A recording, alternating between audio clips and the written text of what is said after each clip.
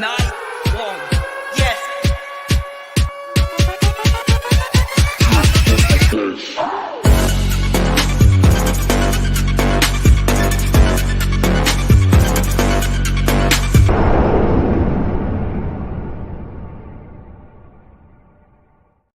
Let's freaking go. It's the Wednesday night live stream for all our East Coasters. The 6 p.m. start time. Absolutely love it. We're going for an hour tonight, and we are talking about WOMACK and potentially some other young players that could get some run versus Ole Miss. Now, I have fielded a bunch of phone calls today from people that I trust with very good information. But honestly, more often than not, I just trust my own two eyes, as do you guys. I always tell you to think for yourself. And it's pretty clear that WOMACK gives you a little something extra as a pass rusher. And I would like to see him play more. Now, we have not really seen him defend the run just yet. And I think, obviously, when Brian Kelly said earlier this week that they're slowly moving him along and he's learning the process, I totally get it. But at this point, we need to play all our best players. I am not patient anymore with young players. Let's see what they could do. And he's one of the elite guys that LSU brought in that's really not been unleashed just yet outside of Javian Toviano. I think all the other elite guys have gotten their opportunity to play. And going into this year, I had about 7 guys that had year one-ish kind of grades. Normally it's around 4 to 5. I feel super confident about, and there's 3 or 4 fringe guys. WOMACK was a guy that I had with a pretty solid year one grade that I think could help LSU out. And look, we need help when it comes to defending the pass, and good pass rushing obviously helps with that. So he brings a lot of energy. He has given you a lot of good plays on special teams up to this point. I think he is doing the right things at defensive end in the few snaps that we have seen him. And now we just need to play him more. I think in passing downs, I want to see him more often than not on the field, unless Braden Swinson and Harold Perkins are the edge guys and they are absolutely killing it. So yes, at this point, I love me some WOMACK, but I think the guy that has shocked me the most has been Braden Swinson. Braden Swinson has played really well for LSU. He gave LSU a lot of good pass rush. When he's played, I feel like he has been the best Jack. I think Ovie Agufu has been very banged up. And for me, you look at Braden Swinson last year for Oregon, his tape was just okay. He looks like a different player. And there is a reason why Jamar Cain went after him. He felt last year that he wasn't being used correctly. The ironic thing is Swinson's kind of sort of being used how he was used at Oregon. So I think for me, Braden Swinson would be someone that could keep WOMACK off the field because they do play very similar roles. But I think at this point, you need to play both of them. You really, really, really need to. And I wouldn't be opposed to him, Perk, and Womack being on the field at the same time. Why not? Get as much speed on the field as you possibly can on clear passing situations, okay? We say hi to a lot of very smart people. Cliff, let's go Gorilla. Good to see you. Jared, good to see you. He says, let Womack play on obvious passing downs, pin his earbacks, and get after Jackson Dart. Okay, so we then get to this next point. All right, you see the title of the video, Perkins QB spy on Daniels. And I had a few of you message me, hey, what are you talking about? Harold Perkins plays on our team. Well, the guy you need to watch out for Ole Miss, his name is also Harold Perkins. Well, it's not Harold Perkins. It's Summerine Perkins, the Ole Miss Jack edge defender who played as a QB spy for Ole Miss this past weekend versus Jalen Milroe. Okay, so it is very interesting watching him play, just like Harold Perkins. They wear the same jersey number. They're both younger players, and he can really get after it. He gave Jalen Milroe a lot of issues. So I think in this game, Ole Miss is going to make Jaden Daniels beat them through the air. Now, the funny thing about it was Ole Miss's defense going up against LSU's offense was not a good matchup for them. They played a lot of this 3 safety look, and with Will Campbell and obviously Mason Taylor leading the way, we dominated them in the trenches with some excellent run blocking.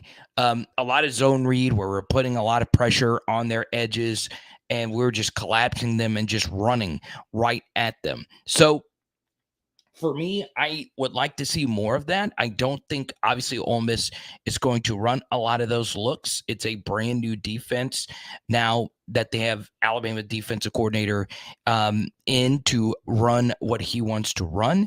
And look, I felt like last year, this is a situation where Jaden Daniels was successful against Alabama when Pete Golding was there, and against Ole Miss when I think Partridge or whatever his name was there. So I feel really confident about Jaden Daniels, even though they are going to QB spy him, like pretty much every team is going to do. I do feel, though, Perkins is a little bit better of a spy than anything Arkansas had last week.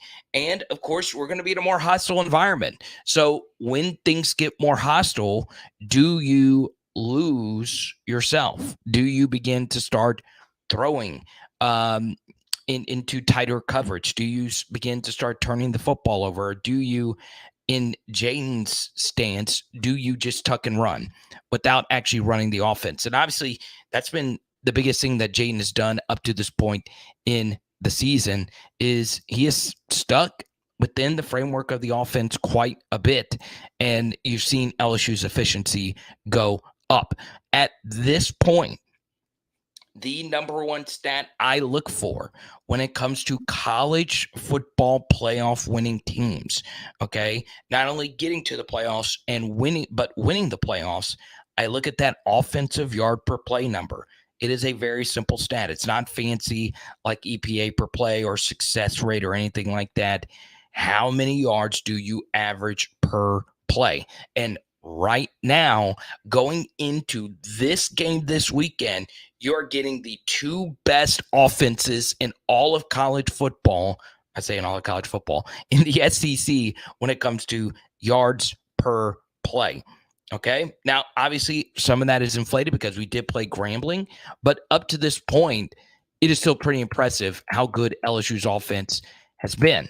And a huge reason why is because of Malik Neighbors playing at an unfreaking believably high level. Okay. So you take a look at this total offense. Once again, yards per play, that number matters so much to me. It should matter to you. Normally, college football playoff teams average 6.2 yards per play. LSU right now is averaging 7.57 yards per play. That is an absolutely ridiculously high number.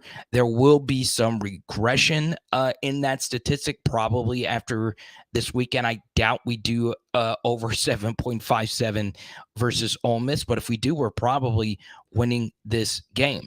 And even when you adjust it just to Power 5 games, it still stays at 7.57, but I don't think they're charting, as you can see, they're not charting, Grambling plays, but still it makes it even more impressive. 7.57 yards per play, over a yard, around a yard and a half over where you need to be.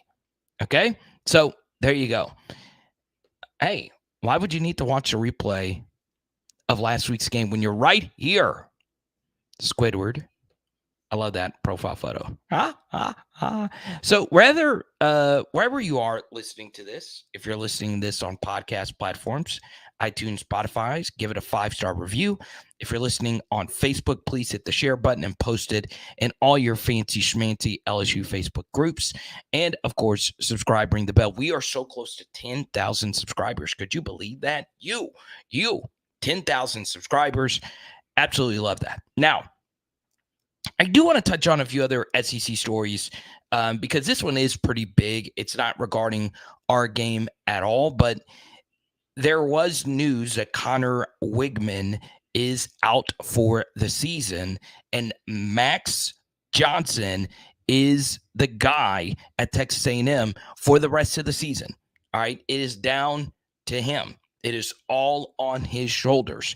Now, he himself has had injury history, but once again, another Texas A&M quarterback is hurt. They do get hurt very often, and it's in large part due to a not-so-great offensive line. So it's very interesting to see that Texas A&M is in a spot where they look like they had a really good quarterback going, and now Connor Wigman is out. Got hit low, hurt his foot, and he's out. So for me, this further proves that you're only as good as your backup quarterback, okay?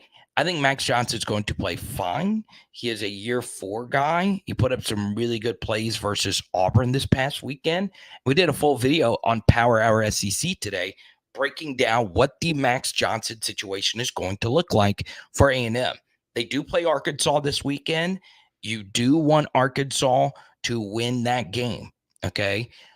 What you want as an LSU fan is the teams that you beat, you want them to keep winning. You just do. It always makes you look better. And at the same time, it also helps you in your own division race, right? If Arkansas beats Texas A&M, guess what? You have the tiebreaker for Arkansas, and that gives Texas A&M another loss. So, their first conference loss. So that goes a long way, right? So obviously cheering for A&M this weekend, or excuse me, cheering for Arkansas this weekend over Texas A&M. Now, we do have a live stream tomorrow. It's going to be a crazy next 48 hours. We should have a guest lined up tomorrow, so that should be a lot of fun. Now, I want to chat a little bit more about our film study from earlier today. So at 4 p.m., we dropped a film study. We do a preview film study. We drop it every Wednesday. We're going to keep dropping it 4 p.m. every Wednesday. If it's not at 4, it'll be at 5. Sometimes I want to cut a few extra clips. Still, every Wednesday, check it out. And it's not like the film study that we do after the game where we're just breaking down plays from that game. I dig deep. I take a look at the film from when we played Ole Miss last year, and I incorporate that with how Ole Miss played versus Alabama. And what was shocking to me is how many plays worked against Alabama's defense that also worked against us. Now, it's not shocking in that that teams run the same plays from team to team, but there is a lot that you can learn from watching that Alabama film where Alabama, quite honestly, just took care of business. Now, I'll tell you this, Ole Miss was able to move the football some. Alabama's defense was really good in the red zone in that game.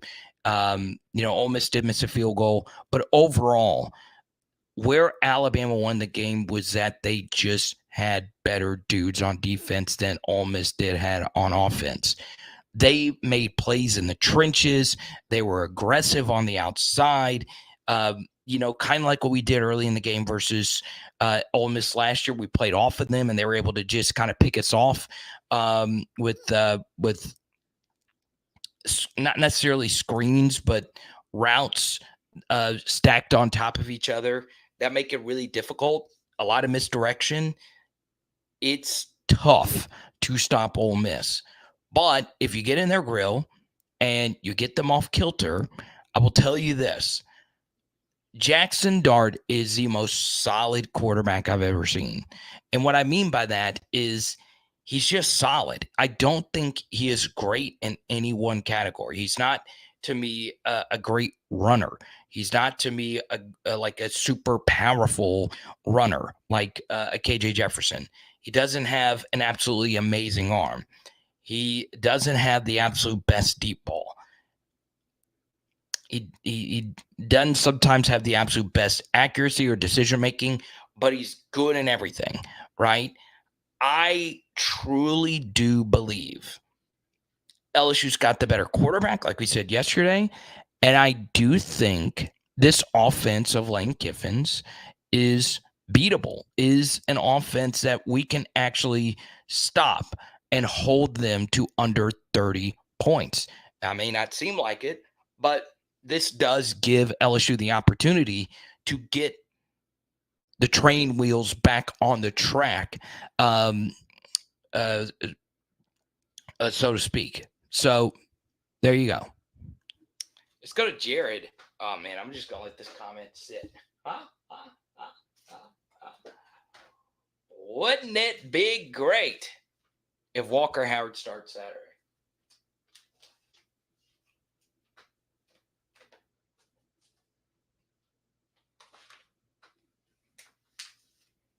That would be pretty wild if you ask me. I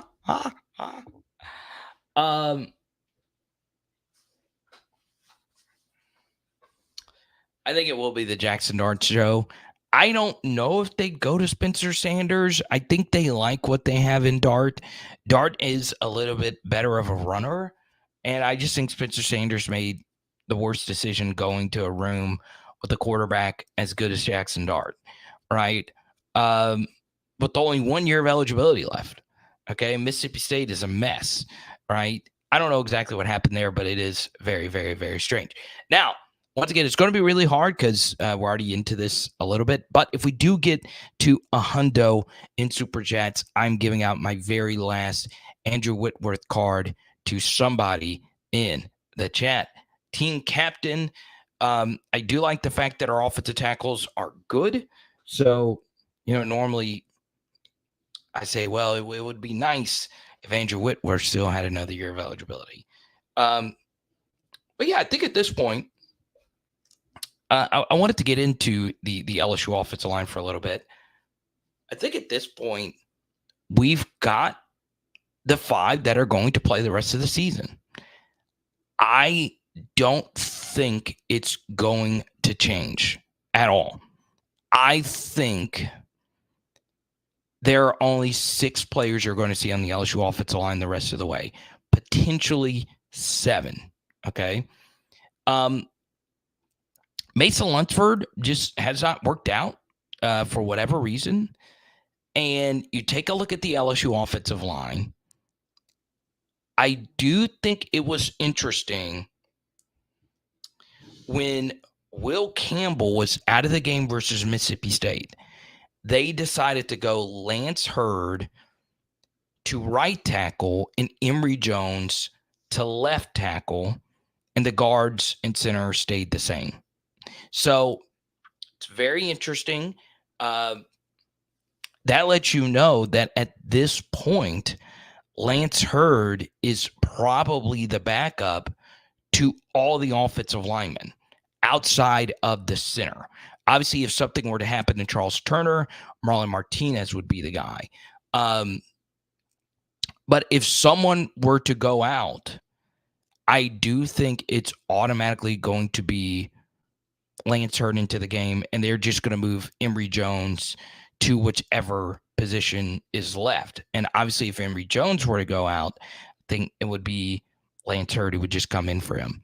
So I think at this point, I don't think Lance Hurd is going to play really at all the rest of the way. I don't think he's going to get redshirted, though. I think he's played enough on special teams that he's already had 4 games. So, and that's not really, I don't think his plan was to redshirt anyway. So, yeah. Exotic Pig, you are the man. Let's go to Danny Girl here. Alabama's defense is far superior to ours. It's a pill to swallow, but it is. I think, honestly, at this point, it's all three levels. They're superior to us. It's hard for me to argue any of them. You know, is our defensive front as talented as their defensive front? Yes. But they're better than us on all three phases. And the play calling and coaching is better. That doesn't mean that can change. And that doesn't mean that guarantees victory.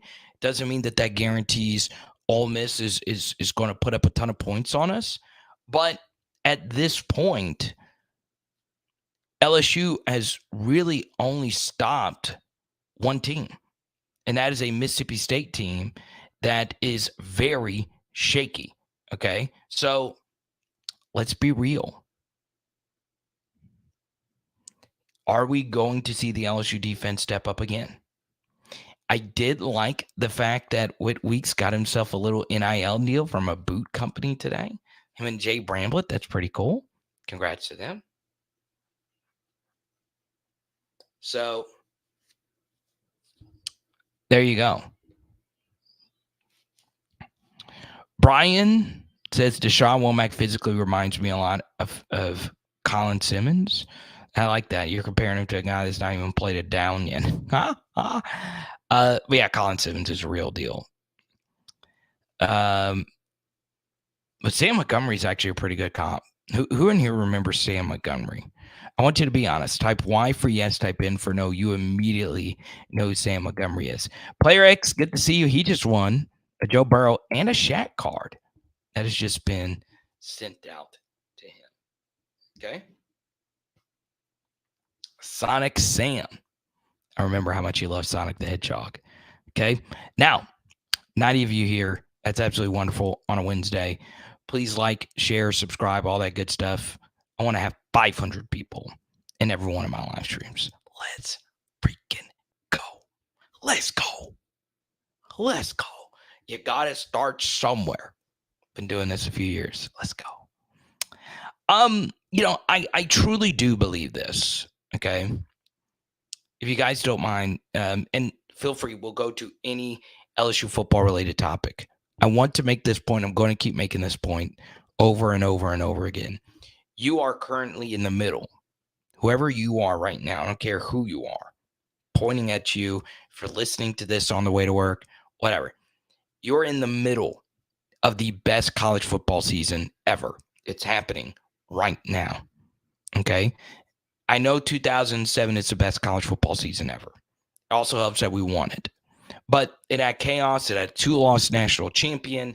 I don't think we'll necessarily get a 2-loss national champion this year. But I think we're in the middle of something truly special. I think there are so many different storylines to love this year in college football. The quarterbacks are absolutely amazing. Now, ironically, the quarterback play in the SEC has gone down, but nationally, the quarterback play is amazing. Got Deion Sanders. That story is incredible. You might be tired of hearing about it, but it's incredible. It's new. It's something we've never seen before.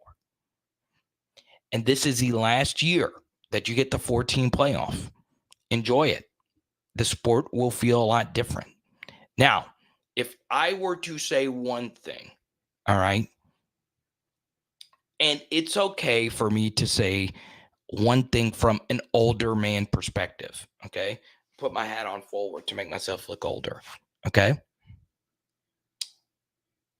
At first, the data did not show this, but I did see the Freemu Index, okay? It's an analytic account. They actually crunched the numbers, and to his data, so far, the college football season has seen 2 fewer possessions per game. Okay. I could pull up the actual chart. Anytime I show a chart, though, it shows a bunch of fancy numbers.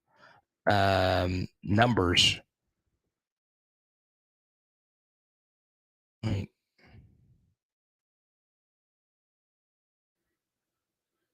Let me pull up the actual chart if you want to see it. But take my word for it. The college football season has shrunk. Okay. Now, does that mean that the games have gotten shorter? No, it hadn't. You're still getting the same, if not more, amount of commercials. Okay. So as you can see, possession per game and the new clock rules through week 4, the average amount of possessions per game is 24.6. From 2007 to 2022, 26.3. Okay. And the median has gone down 2 possessions per game. Okay. So say what you want. The data is right there.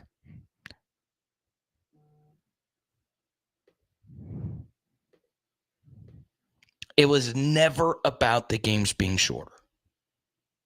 It was never about the games being shorter. Okay. It was about putting in more commercials. I truly do believe it. We have been hoodwinked, bamboozled. And look, I'd be the first to tell you this as a content creator, because like college football and the networks, they're putting out content for you to watch. Okay. Kind of like me. When you get content for free, you don't complain too much, right? All you need is a Wi-Fi connection to watch my show, right? Now, we do have Patreon and all that stuff. Now, the thing is, these are not for free, right? You're paying, your TV bill subscription or whatever every month, right? And you're losing quite a bit of football. 2 possessions per game is a lot. And I understand that you could make the argument, well, it does make the game safer. And 2 possessions do add up quite a bit. But I'm telling you right now, you better start calibrating statistical analysis into that. Okay? Now, before I get back into the LSU stuff, I do want you to take a look at the only freaking positive. All right? The only one from all of this. Okay? This confirms that nobody's ever catching Joe Burrow's numbers. Nobody. Nobody.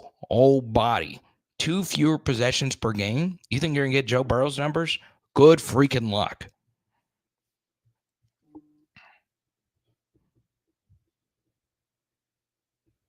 William, thank you so much. Our first super chatter.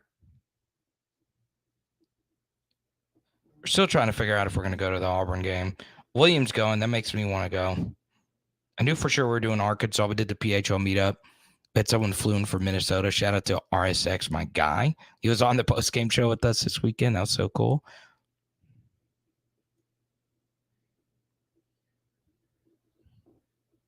But that's a good and bad about this college football season. Last season of the 14 playoff, Deion Sanders, all these great stories, but you're getting less. And it's still taking up the same amount of time. Now, do I mind commercials? I really don't. I don't mind commercials at all. I don't. You got to pay for the product, and that's how it's paid for. I don't mind it. Okay? I have commercials in my live streams. I just do. All right? I just do, and you're about to, kind of take one in here in a second. They are critical for my survival. So whenever you're watching an independent creator like myself, I never had like 1,000 things or anything like that, but it pays. It pays for what you're watching for. Okay, so I am bummed though about the length of the games haven't necessarily gone down. They haven't. Jordan, good to see you back again. William, you get to pick the next topic. And then Adam, Where will Jaden Daniels rank amongst the LSU GOATs at quarterback by the end of this season? I'll answer that right after this. PHL Nation. Oh, yeah, baby. You know about Louisiana Controls. They've been showing us love throughout this college football season, and I'm looking for you to do the same when it comes to your energy management commercial HVAC needs. It is all with our buddies who have been doing this for over 40 years. Yes, that is 4 decades. You know this Louisiana weather gets crazy. Go to LouisianaControls.com or call 225-924-4990, baby. Let's go. Jaden does have a good shot at putting himself in the top 5 quarterbacks ever played at LSU. He's got a really good shot, right? Now, who's in that top 5? Well, definitely modern era. The top 3 is Flynn, J. Russ, Burrow, and then 4th would probably be Met. And so where does Jaden fit in all of that? I'll tell you this. If we go to the playoff with Jaden this year, it's going to be hard to not put him number 2 behind Burrow. It's going to be really, really, really hard. For me, I would put Burrow 1, J. Russ 2, Flynn 3rd. It is kind of weird though with Flynn and J. Russ. I wish they were kind of spread out a little bit different because we only got 1 year of Flynn, so that obviously would probably change some things if we had another year of Flynn. And then obviously you get into Tommy Hodson, Burt Jones category, right? Those are probably the guys from yesteryear that you would put in this region of all-time greats. Okay, so yeah, I mean, Jaden is up there. I mean, he's moving himself up there, and he's got himself a shot to be up there with the GOATs, and his numbers are going up. And I want to shout out my buddy Blake Ruffino, a really good stat. RG3 is going to be on the call, I believe, for Ole Miss LSU, and Jaden has a good shot of beating RG3's record. Okay. Now, here's a few more. Rohan Davey and Y.A. Tittle.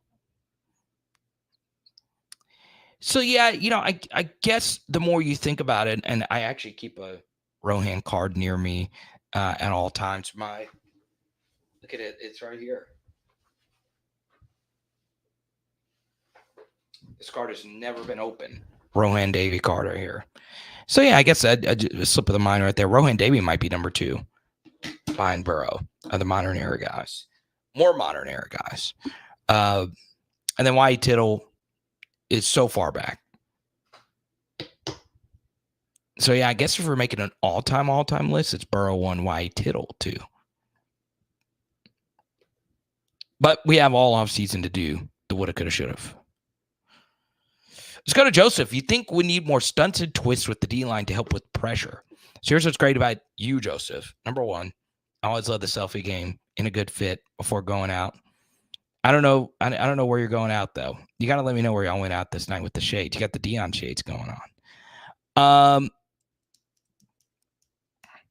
I think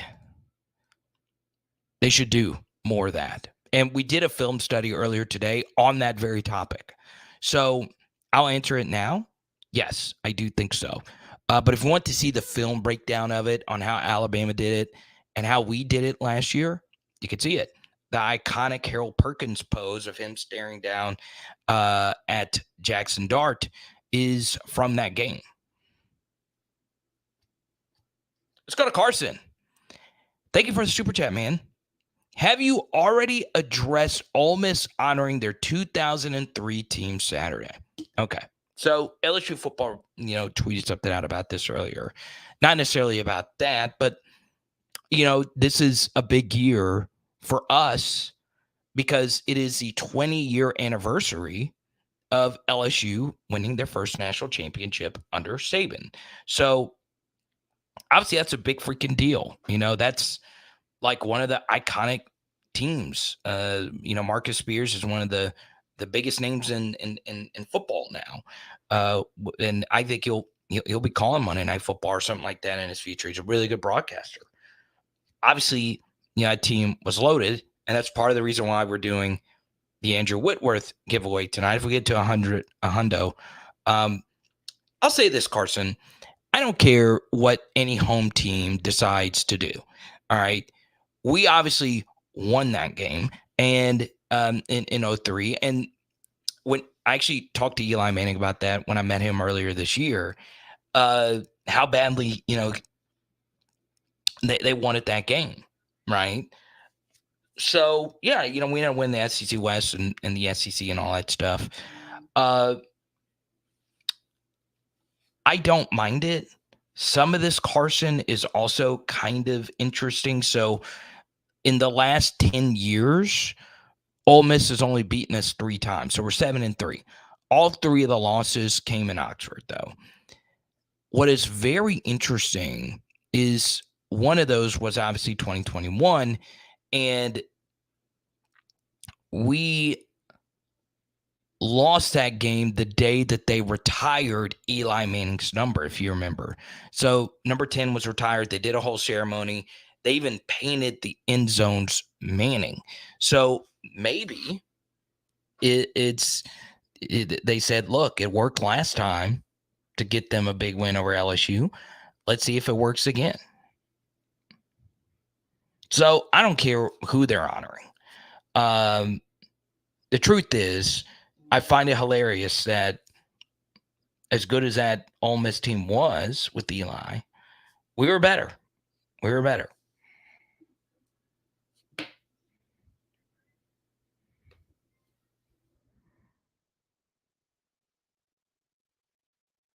Hey, Danny Etling was a really good quarterback. I tweeted out a Danny Etling clip earlier this year, and DJ Chark commented about it on the gram. Presh, thank you so much. Good to see you. All right. Well, if we get to a hundo, the card is going to potentially Steven. Steven is pretty high up on the list there. If he is a West Monroe, I'm not going to say the team name because they're playing them this week. Shout out to all the West Monroe graduates. Mingo, Blackwell, lots of beasts, man.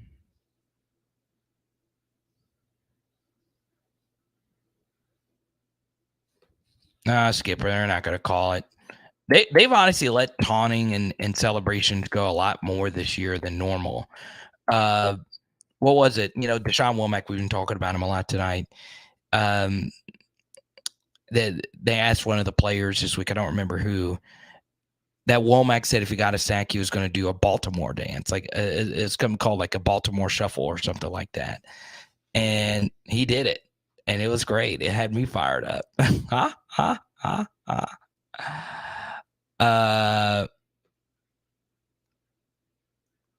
So there you go. Now, next thing. There's been a lot of debate over Harold Perkins. That's why we did the whole film study earlier today. He's put together the Arkansas game for me was tough. And I think this is true. Okay. So much of what you do on defense, okay, comes down to what the offense thinks you're going to do. Okay. NFL defenses are so fast and the coverages change so quickly that you really have to stay on top of things. Okay. In college, you can get away with more if you just have better dudes. You just can. Now, we have very good dudes. We're just not executing right now. The issue for me is Arkansas went into the game with a very good game plan. They said, look, we know where you're lining Harold Perkins up now. You don't want to play him as a box linebacker. Right now, you're playing him at something called the Sam, which in theory actually is just the nickel. Okay. So if I, as a play caller, know that you are going to play the nickel, what am I going to do? Well, I'm going to spread you out. And if I spread you out, guess what? Harold Perkins has to go out into the space. And guess what? I, as a defensive coordinator, don't want Harold Perkins to be out into that space. So then me as an offensive coordinator can deduct two things. Number one, he's likely going to blitz. And number two, they're likely going to roll a safety over the top, especially for him. And that safety is going to keep a close eye on whichever person Harold Perkins is guarding. So Dan Enos, who is not an elite offensive coordinator, he's been around a bunch, so he knew to do two things, and they did it really well. They ran away from him, okay? Because if you're blitzing off the edge and you run away from it, guess what happens? You're out of the play. So you could break off a long run, and that's one less person who can make the tackle from the backside. And something else you can do is if you know he's going to blitz, you can throw in the direction of it, okay? And if a guy's blitzing, that's one less guy to guard a potential quick screen to the outside. And Arkansas did both of those things. That's why we did the film study earlier today. Now, what can you do to remedy that? Well, you can't have Harold Perkins playing that role. You just can't. I don't think the Sam is what he needs to be doing. What I would do, okay, is just play him as the jack. So if that means taking Swinson or Agufu off, play him as the jack. Or what you can do is not play him on every down. And I understand that you say, well, we want Harold Perkins out there on every down. Okay. But my retort to that would be, do you? You really want him out there on every down? Because now teams know what we like to do with him. We're not using him well. It's clear that our defense is not comfortable in how we're playing right now. So maybe, why don't we go back to the basics? Use him how we used him last year and use him sparingly. It's not something you absolutely need to do to play him on every down. Okay. You just don't absolutely need to do it. Okay. Because right now, it's not good. None of what we're doing is any good. And Perk himself is not just playing bad, but it's clear that we're just not comfortable. We are not comfortable. Side to Dante, player X. Get to see both of you. Two of our patrons. Let's see here. Towers of America in San Antonio. Speaking of San Antonio, Ole Miss's best receiver is a guy named Zachary Franklin. He is UTSA from Texas San Antonio. He just got healthy this past week. So there you go. Now,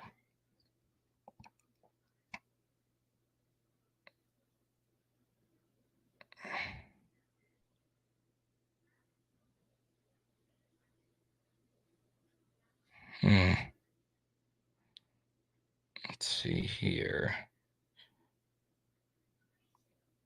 I said, what you going to do with all that junk upside that trunk?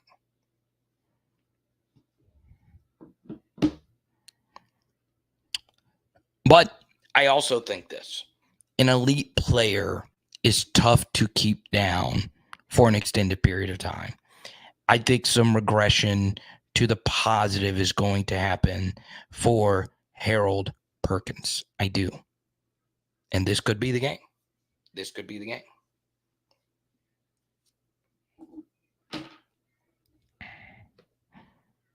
Now, so far, special teams has been really good. I will say this, okay? This is a deep cut. We actually, I believe, only forced Arkansas to punt once, as sad as that sounds.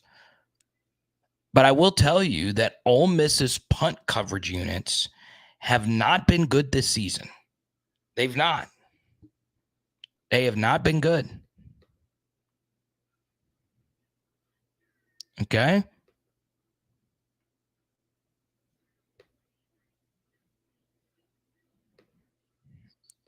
Let's see here. So could we see a Gregory Clayton moment?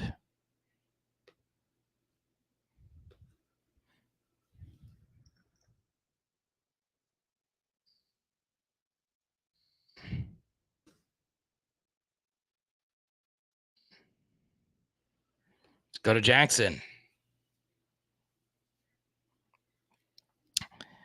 On paper, we have the better QB, the better coach, and better on both lines. And it feels like we should win and cover. Okay. I'll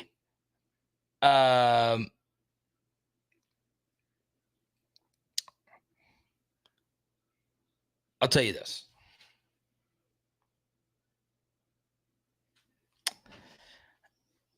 I do feel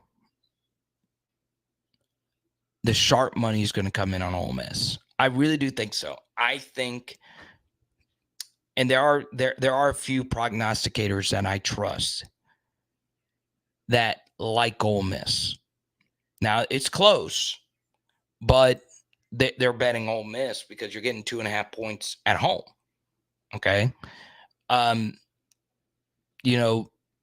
one guy that I really trust for predictions says, look, they believe that the LSU performance on the road versus Mississippi State had more to do with Mississippi State than anything else.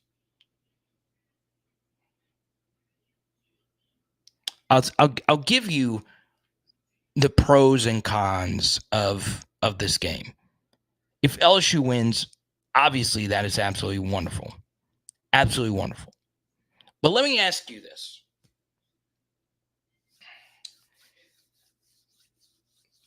Do you prefer to beat LSU? I'd say LSU. Do you prefer to beat Ole Miss or do you prefer to beat Missouri? Okay.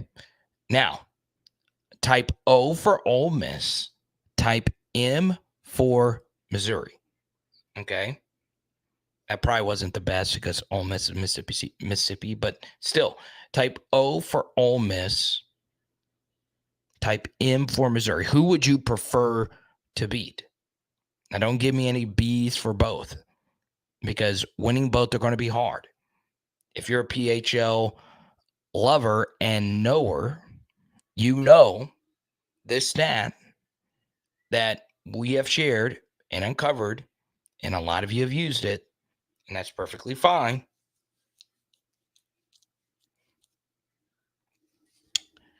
You definitely want to avoid back-to-back road games. There are only two teams in the SEC who do not have to play back-to-back road games this year. It's Ole Miss and Texas A&M, okay? So we got a back-to-back here. We did not have to play a back-to-back road game last year at all, except one time, and it wasn't scheduled. We had to play Texas A&M, and then we had to go on the road and play Georgia in the SEC championship game, and you saw we did not play well in either, okay? Going back-to-back on the road is tough. There's only been two teams since 2019 to win both of them, excluding 2020. It's 2019 LSU, 2022 Georgia. Those are two of the best teams of all time. Okay? It's hard. It's really, really, really hard to win both of them. Now, once again, the question is, who would you rather win? And I see a few of y'all cheating, but in both. Okay? It's going to be hard. Now, Steven says, I'd rather beat Ole Miss because it's a West team. And he's right. So, strategically, if you were to lose either one of them, you want to lose to Missouri. Okay? It's a lot like the Tennessee thing last year. Okay. We lost to Tennessee. They're on the opposite side of the spectrum. And guess what? No big deal. We're still able to take care of business in the rest of the SEC. In fact, we were able to still lose to Texas A&M, and we're in comfortably. So you would prefer to lose to Missouri. Now, the issue with losing to Missouri over Ole Miss is you would be a 2-loss team with one of those losses being Missouri. And I think a lot of us know that Missouri is going to regress. They're not going to be what we think they are. Okay. So to go along with what Michael B has to say,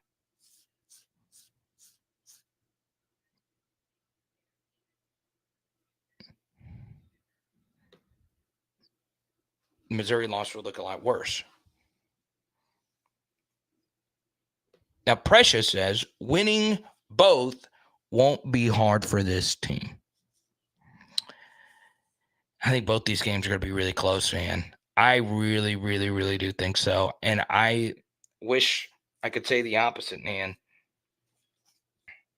I wish I could say the opposite. I mean, do you really think that the defense is going to play well enough for 2 games in a row against 2 pretty good offenses? Like, the funny thing about it is Missouri's got the better receivers than Ole Miss does. And Missouri had their best receiver go in the portal, went to Georgia.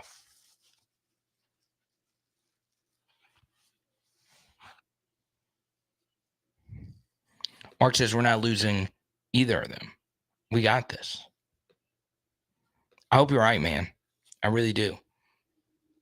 It's going to be hard, man. It's doable.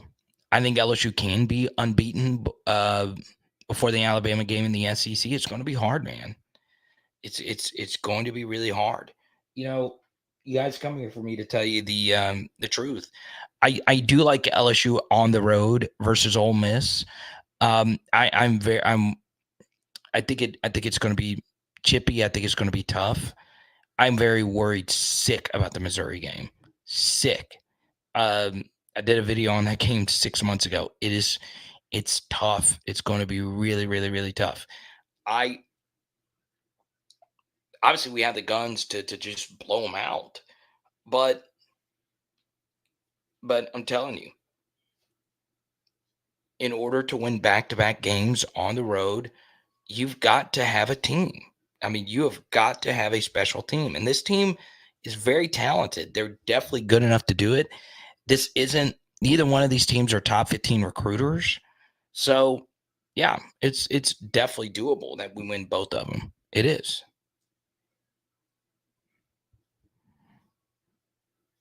But here's the thing.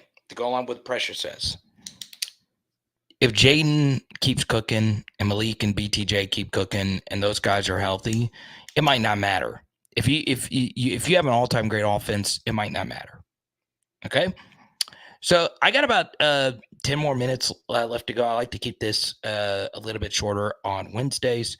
So rapid fire, if you do super chat, we'll go a little bit longer. Steven, I don't think we quite got to the hundo here, but we can do one of 2 things. Steven, if you join the Patreon right now, I'll send you the Andrew Whitworth card and a Joe Burrow card.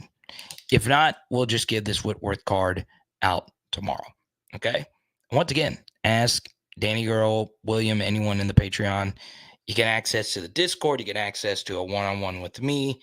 You get all kinds of access that obviously not everyone here on YouTube gets. So it goes a long way. It goes a long way.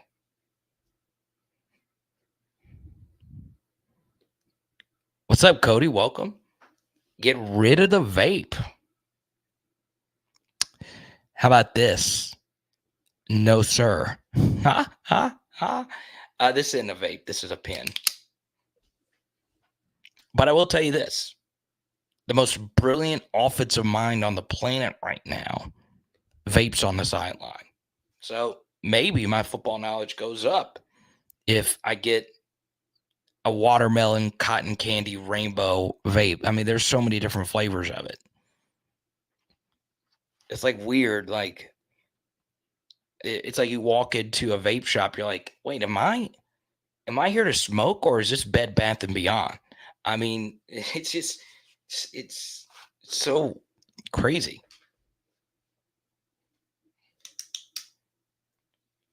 What? How do you even do it? I don't know. Don't vape.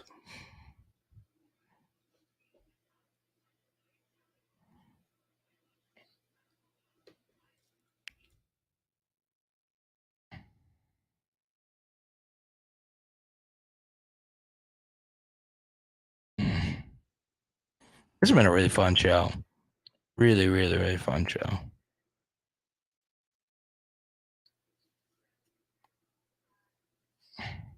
What's up, Dexter?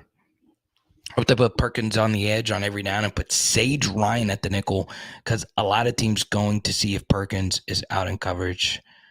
Yeah. There you go. Now, I got something good for you. Okay? And it's very good.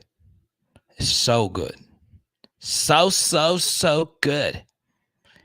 It's better than Kel's orange soda. I do. Oh. I do.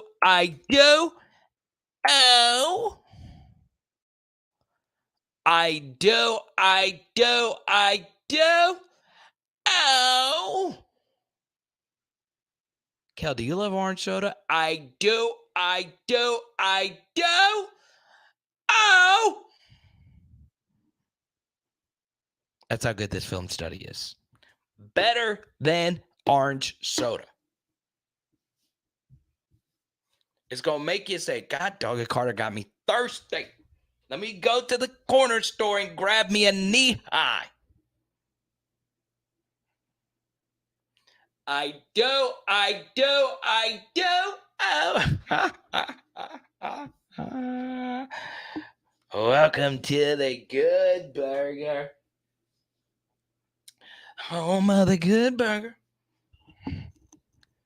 Can I take your order? All right, y'all. It's been fun. Our top super chatters of the eating, Carson and Jackson. Thank you guys so much. And I think we got a Venmo from William. Thank you so much. Goes a long way. It is. Wait, hold on. Did we get another one here?